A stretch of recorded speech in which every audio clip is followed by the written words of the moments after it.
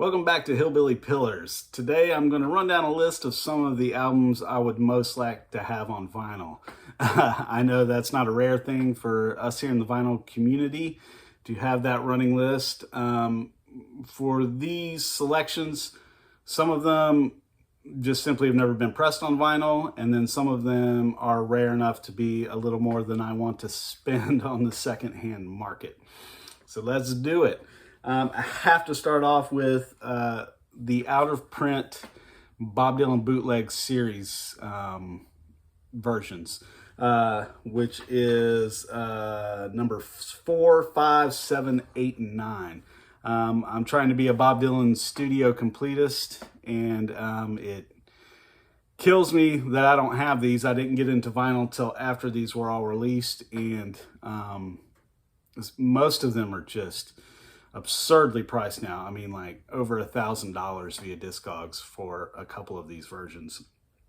And I would say, to single one out on this, the one that pains me the most is the rare and unreleased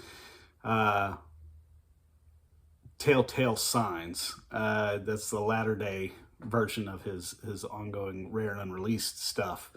Oh man, it's got Red River Shore on it, Tell Old Bill, 3220 Blues, Cross the Green Mountain, just so many, for me, essential Bob tracks. It pains me that I don't have them, so I had to start with that. Those are first and foremost on my list of wants.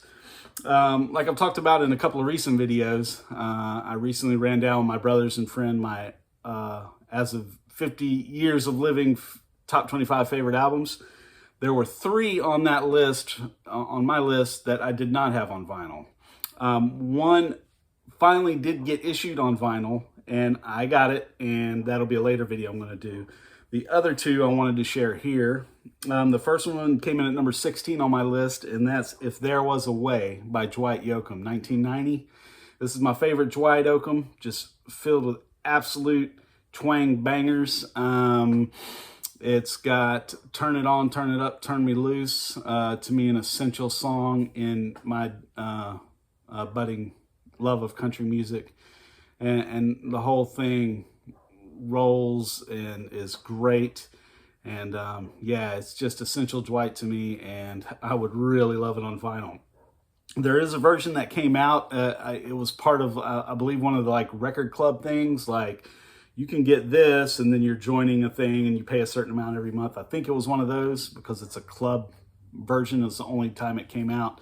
And yeah, it's not ridiculous, but still a little more costly than I would want to pay out at the moment via Discogs and that kind of thing.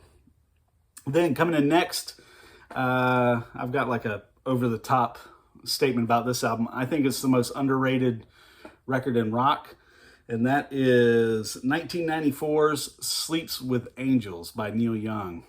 Sometimes I think these, essential artists like Neil and Bruce and Bob, or whoever you would want to insert as essential, sometimes there's just like this is the take on their discography, and sometimes I wonder within that, especially in later career releases, like, people who write about these, did you even listen to them?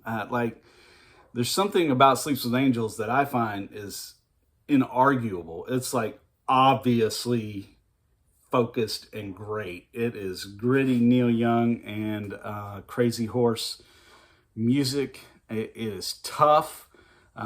It's singularly focused, which is kind of a rare Neil trait. Like, there's not a hodgepodgey grab here and there. It is, same sessions put together in a short order of time in his recordings, and it just is an incredible, obviously great record to me, and I just don't understand why it isn't immediately people, talk about if they're doing list or all-time great Neil albums, that it's not mentioned right there alongside, the ones from the 70s that are automatically included. So yeah, I got Sleeps with Angels by Neil Young. This is also one that had a limited release when the album came out, and it's a very expensive one to find now because it hasn't been reissued, which I'm like, Neil, he's a analog guy. Come on, man. Give us this great record that you did. Give us give us a new release of it, because I'd love to have it on vinyl. Let's see, the next one I'm going to talk about, let's go with Wide Swing Tremolo by Sunvolt. This is just same thing. There was a issue of this, and every time I hear John with Digital Gramophone or you know, Chris with the Long Cut talk about it and then show it and hold it and just all the joy they have in their heart, I get a little jealous maybe. But yeah, it's the third album and the last one featuring that original Sunvolt lineup, which there's like little periods in time of artists, and like to me when they were just like in an absolute unstoppable type of place, and to me I've got those first three Sunvolt records right there for that. So the other two, Straightaways and Trace, were in my top 25 to give you an idea of how strong I feel about that first iteration of Sunvolt. And I don't have this one very far below. I love Wide Swing Tremolo, and same thing, it exists.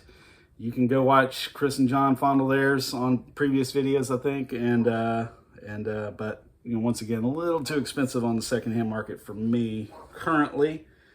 Let's see, I got a little running list. That's what I'm looking at over here. Another one, getting back to my country roots here on Hillbilly Pillars, and that is Lyle Lovett's Road to Ensenada. One of the things you'll see that's a trend in this list is these are almost all from the 90s, which makes sense. It was when CD was king and vinyl hadn't seen a resurgence, and in this case, there simply has not been a vinyl issue. Interestingly enough, I tweeted out, oh man, I would love to see this. Hey, Lyle, come on. You know, I think you can make some money doing it and be great. And Lyle, like he's done to do sometimes on social media, he just simply responded to me and he's like, I would love to, but the original record company, I think it's Curb, I may be wrong on that, but he said they own it, so you'd have to hit them up. Kind of like, I think it was like a passive aggressive, he's kind of angry about it. I'm like, oh man. So yeah, I wish I had Road to Ensenada. Lyle Lovett. It's my favorite Lyle Lovett record. It's got the best mix of kind of his clever, tongue-in-cheek, smooth delivery, and then just great songs. Private Conversation is an amazing song. One-Eyed Fiona has just got some of the greatest Neil lyrics in it. You better not cross her. You're trying to boss her, then you better duck mister. Here comes a cup and a saucer. And it's got his ode to Texas. That's right, you're not from Texas, where there's this gorgeous woman who doesn't understand why he goes on about Texas. And then the next line, she's in his rearview mirrors. He's waving bye-bye because that's right, you're not from Texas. But Texas wants you anyway, which has kind of become a staple in the state as like a de facto state song. So yeah, so record company, I think you can make some money. I would pay good dollars for like a retro, well put together Road to Ensenada package. And for those who just aren't familiar, great album. I love it, and I would highly suggest Road to Ensenada. Trying to look and see if there was anything else. Yes, there was one other one, and I've mentioned it before, and that is, this is my pick for the album I simply couldn't believe wasn't on vinyl. I've mentioned that before, and that's Time the Revelator by Gillian Welch. Kind of Gillian and Dave Rawlings' ethos of that old-timey, infused with their own sensibilities to it thing just cries out for a vinyl release. And like, they own their stuff. They're their own record company. So they've talked about reissuing stuff. So get to it, Gillian and Dave. Like, unlike some of these others, I would pay a pretty penny for like a really super well done Time the Revelator release. So yeah, those are some of my handpicked, would most like to have on vinyl records. Just like anything else on this, man, I would love to hear what some of you guys' current ones that you're just, is up there on the list, and it causes you a little pain, but then a little joy thinking about the day you might have it. Thanks for watching.